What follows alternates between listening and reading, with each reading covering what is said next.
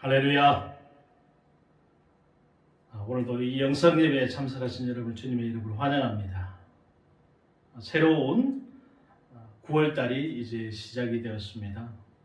무더운 여름도 가고, 비록 날씨가 이게 가을 장마가 와서 무중충하기는 한데요. 그래도 이제 가을입니다. 이 가을에 여러분 하나님의 말씀으로 더욱더 성숙해지시고 믿음이 성장하는 귀한 계절이 되기를 주님의 이름으로 축복합니다. 오늘은 마태복음 8장 23절에서 27절의 말씀으로 진짜 위기가 무엇인가 라는 제목으로 여러분과 은혜를 나누고자 합니다.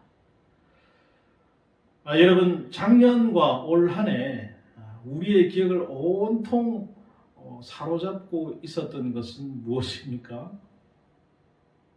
바로 이 코로나19라고 하는 이 코로나의 상황인 것이죠.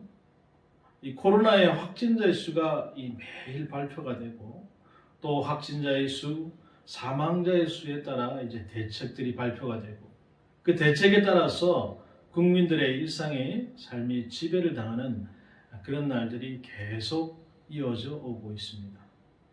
이런 가운데 이런 위기를 온몸으로 지탱하면서 사투를 벌이는 이들이 있는가 하면, 이런 위기를 기회 삼아서 교묘하게 더욱더 위기를 조장하고 음모론적인 얘기를 쏟아내면서 자신들의 이득을 보려고 하는 이들도 있고, 또 이런 일들은 여전히 지금 현재도 진행되고 있는 것을 우리는 잘 알고 있습니다.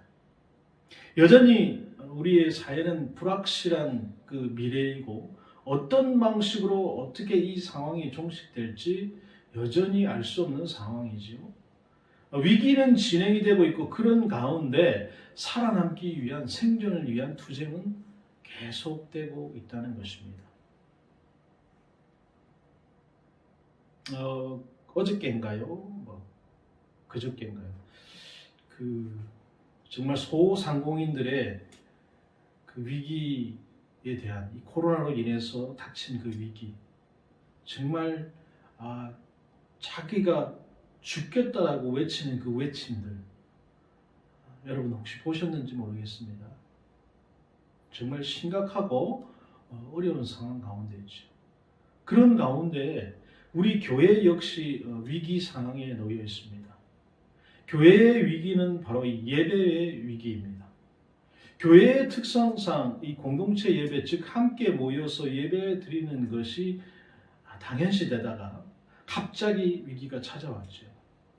전쟁이나 특정 세력에 의해서 교회와 예배가 중단되거나 핍박을 당하는 일들은 종종 있어 왔죠. 그때 교회는 순교의 정신으로 그 위기들을 이겨냈습니다. 그러나 코로나 팬데믹으로 전혀 예상치 못한 공동체 예배 중단이라는 상황을 우리는 접하게 되었어요. 따라서 예배의 의미가 무엇인지 깊이 생각하는 계기가 되고, 또 그런 가운데서도 이전까지 우리가 경험해보지 못한 전혀 새로운 이 온라인 예배, 비대면 예배라고 하는 상황을 접하게 된 것이죠. 이 일 역시 지금도 진행되고 있고, 앞으로도 계속해서 진행될 일인 것입니다.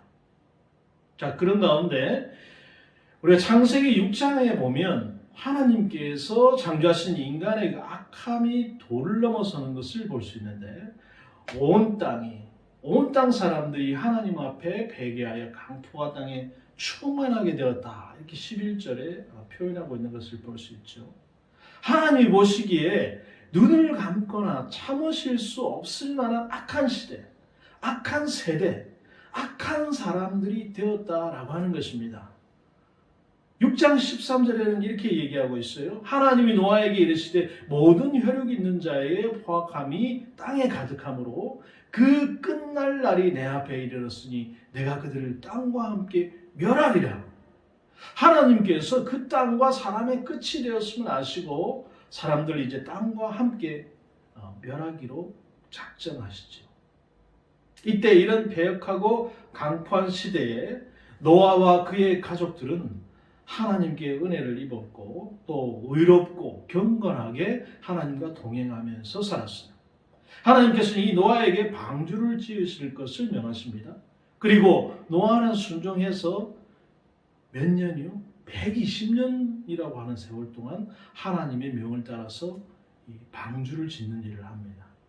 그리고 드디어 때가 되면 하나님께서 홍수를 통해서 온 땅을 쓸어버릴 것을 작정하시죠. 지었던 방주의 노아의 가족과 하나님께서 명하신 대로 정결한 짐수 암수 7씩, 부정한 짐수 암수 2씩 들어가게 하죠. 그리고 40일의 홍수와 함께 온 땅은 물에 잠기게 되고 땅의 모든 사람과 짐승은 다 멸함을 받습니다. 오직 방주 안에 있던 노아의 가족과 짐승들만이 생존하게 되는 거예요. 자, 이 노아가 지었던 방주, 오늘날 이 거친 세상의 거친 파도로부터 우리의 믿음의 성도들을 세상 끝날 그 천국의 도래 시간까지 보호해주는 바로 이 교회에 대한 예표요 상징인 것입니다. 하나님께서는 대홍수 심판 이후에 현재 이 땅에 있을 동안, 즉 세상 끝나는 날까지는 다시금 온 세상을 멸할 대홍수가 없을 것이다. 밤과 낮의 계절, 그리고 신음과 거둠 등 기본적인 자연의 순환과 인생의 주기적 활동을 보장하실 것을 약속하세요. 그리고 그 증표로 뭘 보여주십니까? 하늘의 무지개를 보여주시죠. 이것이 우리가 소위 말하는 무지개 언약이라고 하는 것입니다. 세상 끝날까지 다시는 물로서 너희들을 심판하지 않겠다라고 하는 약속이죠. 이 무지개 언약은 언제라도 즉각 멸망마다 마땅할 세상과 우리 인생을 길이 용납하시면서 거듭해서 구원의 새 기회를 주시는 하나님의 사랑과 은혜를 무지개의 그 아름다움을 통해서 보여주시는 것이죠. 그래서 방주와 무지개는 우리에게 하나님의 사랑과 은혜를 보여주는 아름다운 상징인 것입니다. 자, 오늘 우리가 읽은 이 마태복음 이 본문 역시 이것을 보여주고 있어요. 내용은 이렇습니다. 예수께서 이제 제자들과 함께 갈릴리 호수를 건너가세요. 갈릴리 바다는 여러분 세상과 비교될 수 있어요. 우리는 세상이라고 하는 그 바다를 항해하는 그 항해자와 같습니다. 우리 인생이 그렇다는 것이죠. 그리고 예수님과 제자들이 탄 배는 바로 교회인 것입니다. 노아에게 방주를 만들게 하시고 그 배에 그 가족을 타게 하신 것처럼 우리 역시 교회라고 하는 이 구원의 방주, 구원의 배를 타고 있는 거예요. 그런데 이 배가 갑자기 일어난 폭풍을 만나게 되는 것입니다.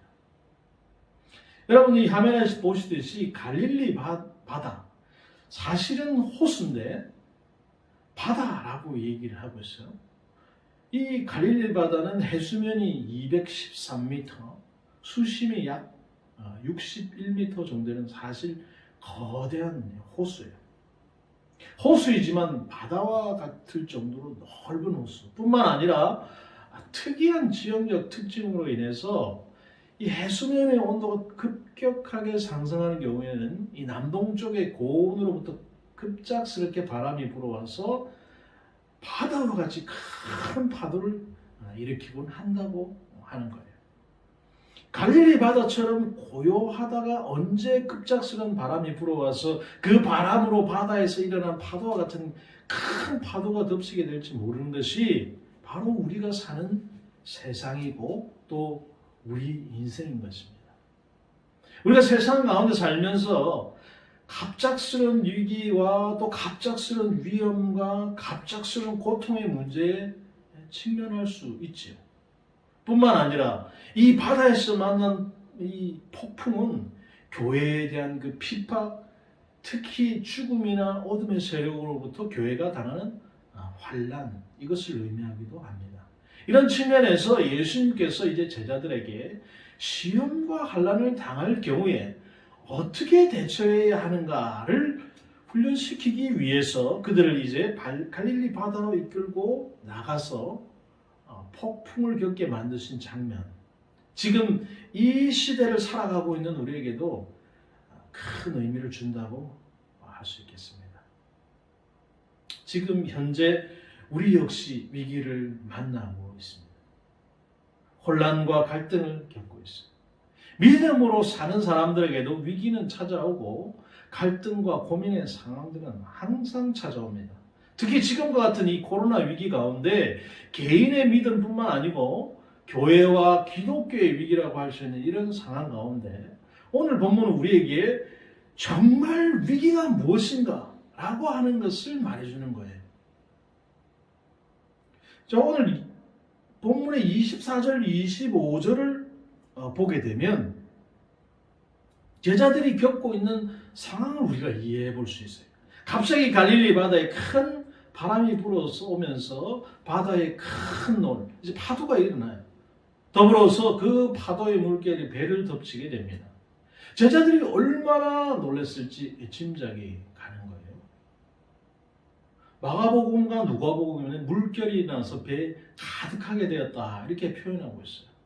여러분, 적당한 물결이 아닙니다. 배가 뒤집힐 정도의 파도, 그 파도에 물결이 배를 덮쳐서 배 안에 물이 가득한 상황에서 언제 가라앉을지 모르는, 혹은 언제 뒤집힐지 모르는 그런 상황이었다는 거예요.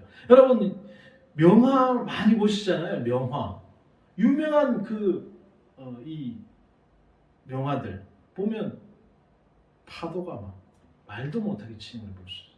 이 그림처럼 말이죠.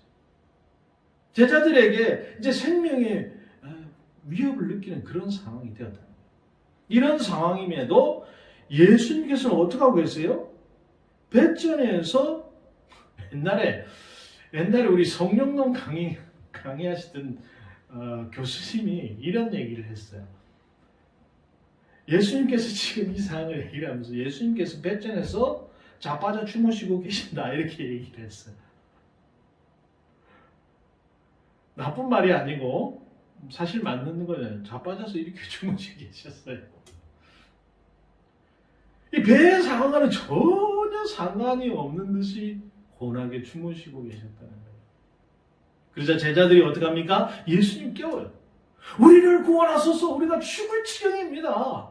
죽을 것 같은 위기 상황에서 주님을 깨우는 제자들의 모습, 어찌 보면 여러분 당연하지 않습니까?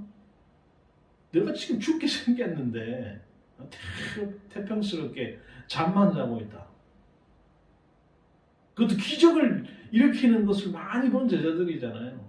그러니까 빨리 이 주님을 깨워서 이 위기 상황을 모면하기 위한 그 절박한 상황의 제자들의 외침인 거예요. 우리 역시 여러분 마찬가지입니다. 이 위기 상황에서 우리가 할 수 있는 것은 뭡니까? 주님을 자꾸 부르는 거예요. 주님을 깨우는 것입니다. 주님께 부르짖는 거예요. 내가 이런 위기 가운데 이런 고통 가운데 있으니 주님 제발 저를 좀 구해 주십시오 라고 하는 절박한 외침이 있어야 된다는 거예요. 그런데 이런 외침들이 우리 삶 가운데 얼마나 여러분 있냐 이겁니다. 나는 지금 굉장히 절박하고 고통스럽고 힘든 상황에 있으면서도 주님을 찾지 않는 사람들이 얼마나 많냐 이거예요.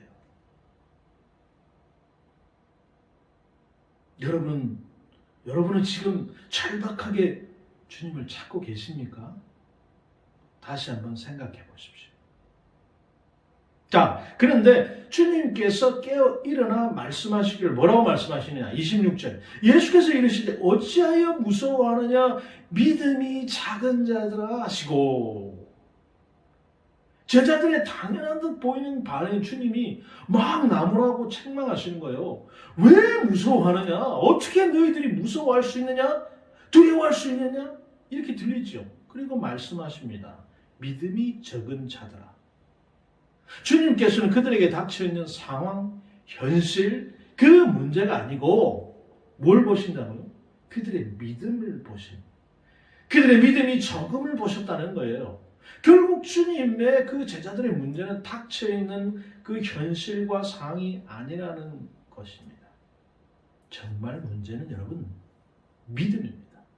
그러므로 정말 위기는 믿음의 위기라고 하는 것이에요.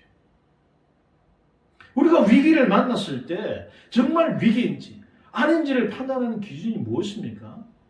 그 상황과 현실 때문에 내 마음이 흔들리고 무서움과 두려움이 온 마음을 사로잡고 있다면 여러분 그것이 위기인 것입니다. 그런데 상황과 현실은 어둡고 참담하고 괴롭고 힘든데 내 마음과 영혼은 전혀 두렵거나 무섭거나 근심되지 않는다는 그것은 위기가 아닌 것이죠. 내 마음이 흔들리면 주님께서 함께 하신다는 그 믿음이 흔들리면 어떤 상황 속에서도 주님께서 나와 함께 하시고 나를 지켜주신다는 확신이 흔들리게 되면 우리는 어떻게 행동합니까? 이 위기를 극복하기 위해서 인간적인 방법, 온갖 방법들을 동원하기 시작합니다. 인간적인 수단을 의지하게 되는 거예요. 인간적인 생각의 고민과 갈등 속에 나를 그냥 확 몰아넣게 된다 이 말입니다. 자, 이런 예는 여러분 성경에 많이 나오죠. 특별히 이사야 7장에 나오는 이 유다 왕 아하스 왕 때 일어난 일을 보면 우리가 알 수 있는데 솔로몬 왕 이후에 이제 이스라엘이 두 나라로 이렇게 쭉 갈라지게 돼요. 북쪽은 에브라임 지파가 중심이 된 이스라엘 12지파 중 대부분이 소속된 북이스라엘, 남쪽에는 유다를 중심으로 한 남유다. 남유다 왕이 바로 이 아하스 왕입니다. 이 남유다, 이때 당시 주변에 강력한 제국이었던 아수르가 있었어요. 북이스라엘 왕 르말리아의 아들 베가는 이 아수르의 위협을 대응하기 위해서는 아람이라고 하는 나라와 손을 잡습니다. 아람 왕 르신과 동맹을 맺고 아수르에 대항하고자 하는 거예요. 이렇게 연합을 한 아람과 북이스라엘은 남유다 아하스 왕에게도 동맹을 맺고 아수르를 대적할 것을 요구합니다. 그런데 이때 남유다 왕 아하스는 이 동맹을 거부하고 오히려 어떻게 해요? 아수르를 기대게 돼요. 혹 아수르가 아람과 북이스라엘 연합군으로부터 유다를 지켜줄 것이다. 이렇게 판단한 거예요. 이런 배경 가운데 있었던 일들이 바로 이 이사야 7장의 이야기인데 아하스 왕의 입장에서는 이제 외교적 정치적인 판단을 통해서 이 위기를 극복할 수 있는 방법이 무엇일까 얼마나 고심을 했을까 싶은 거죠. 여러분들이 만약 한 나라의 왕이라고 였다면 한번 생각해 보세요. 누군가가 나를 막 쳐들어오려고 하고 있어요. 지금 우리나라의 현재 남북이 갈라져 있는 상황과 거의 비슷한 것입니다. 미국이 일본이 우리가 막 북한을 위협한다 하면 북한의 입장에서는 어떻게 해요? 남한과 그냥 잘 친하게 지내고 어떻게 하든지 좋은 관계를 맺으려고 하는 것이 아니라 어떻게 합니까? 중국이나 러시아에 기대는 거예요. 그렇죠.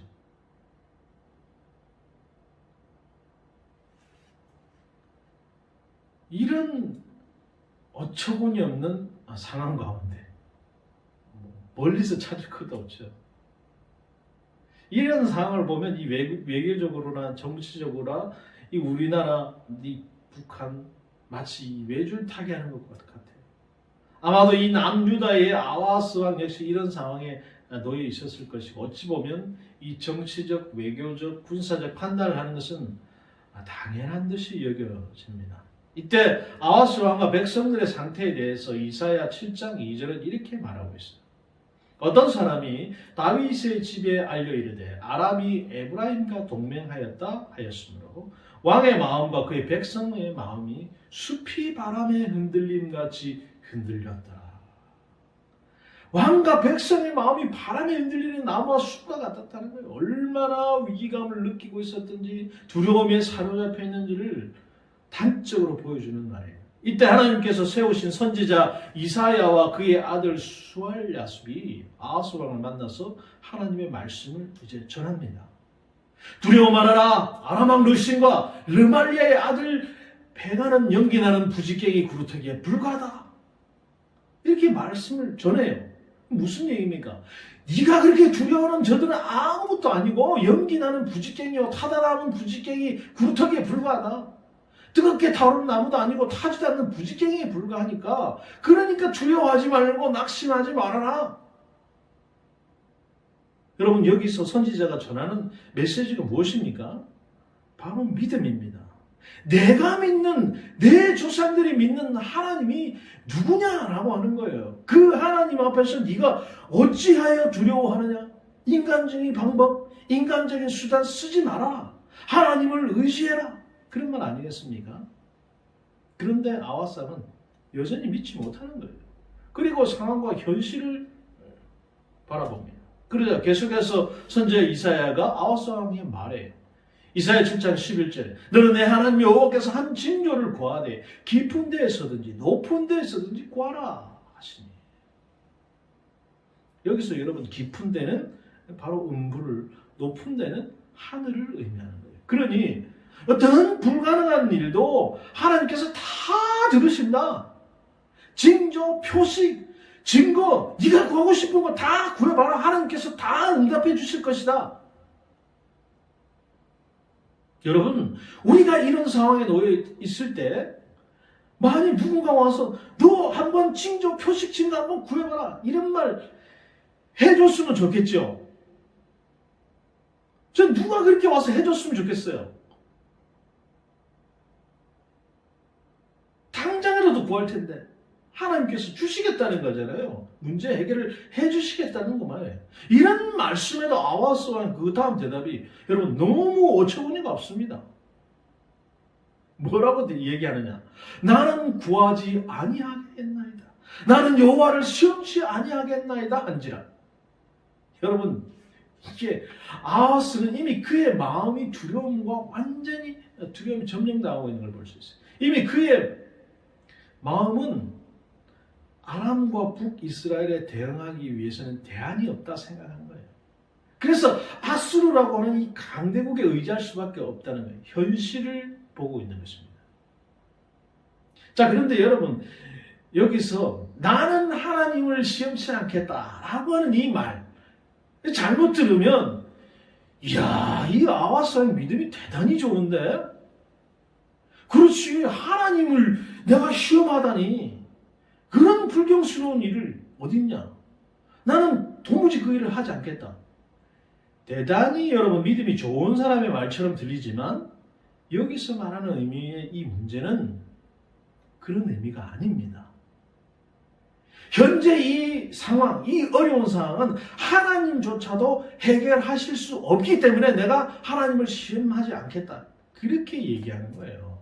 이렇게 현실을 보고 말하고 있는 거예요. 우리 역시 여러분 이런 경우 많이 있습니다. 그것은 성경이 말하는 것이고 그것은 목사가 설교로 말하는 것이고 그것은 교회에서 성경 공부할 때는 맞는 말이지 우리가 사는 현실에 결코 그렇지 않다. 맞지 않다. 제발 현실을 좀 바라봐라.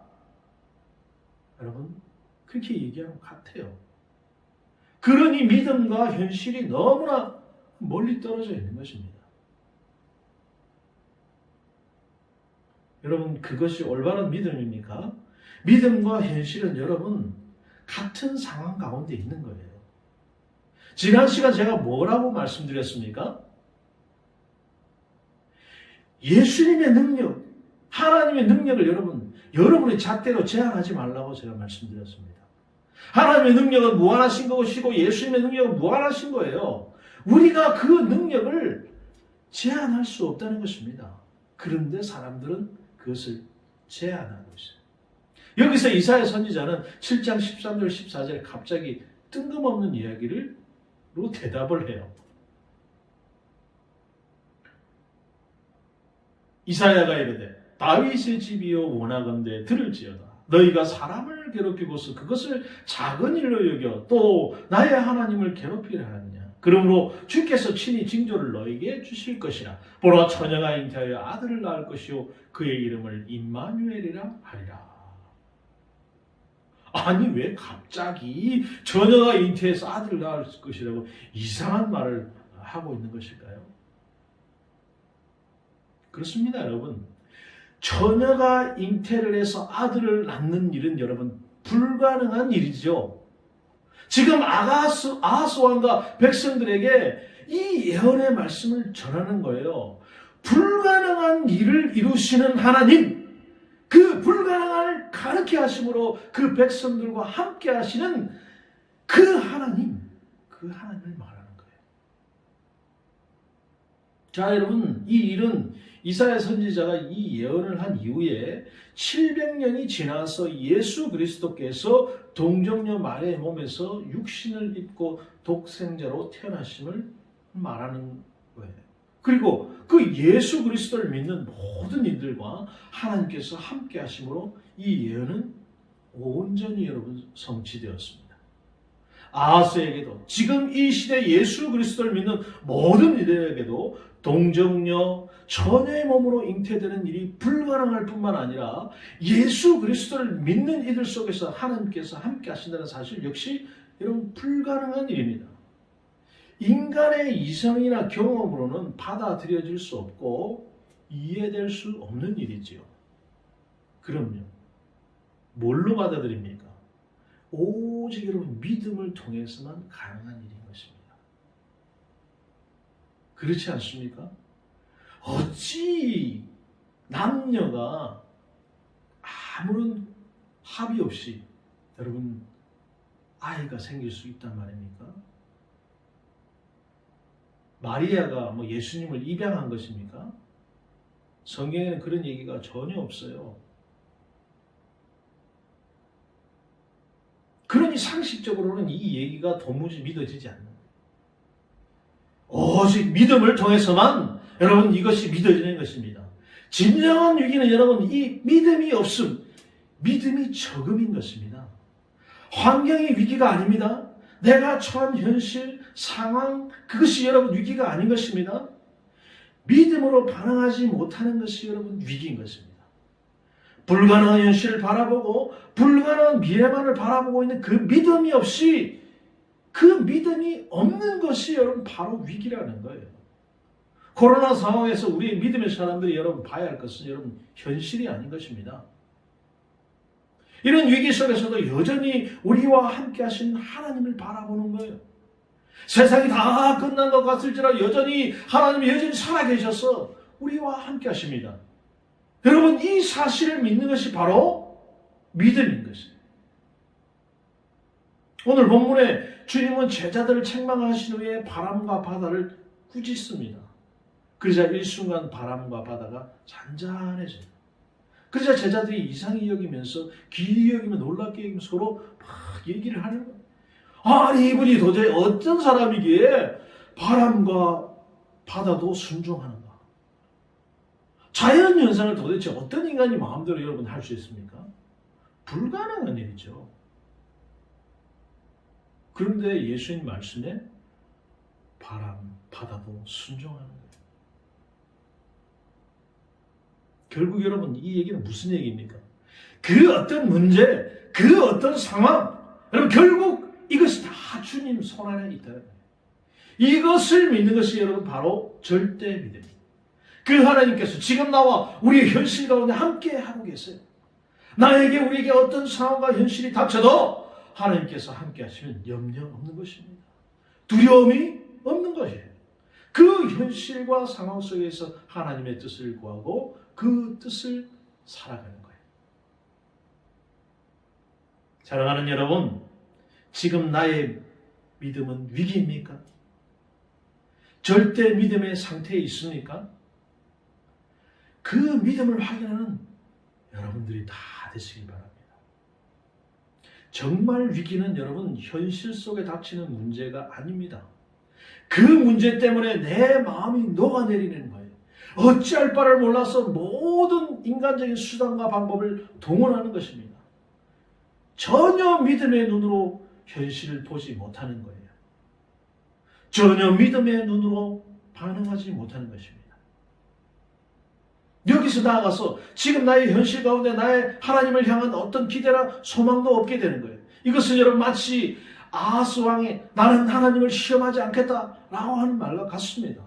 하나님을 알고 교회를 오고 가지만 정작 내 안에 하나님을 향한 어떤 기대나 소망이 없는 상태, 여러분 이것이 정말 절망적인 위기인 거예요.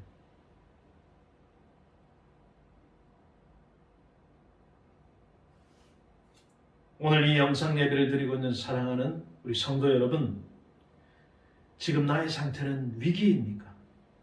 아니면 흔들리지 않는 평안함을 유지하는 믿음의 상태입니까? 오늘 이 본문의 말씀을 통해서 현재 나의 마음을 다시 새겨보는 귀한 은혜의 시간이 되었기를 주님의 이름으로 축복합니다.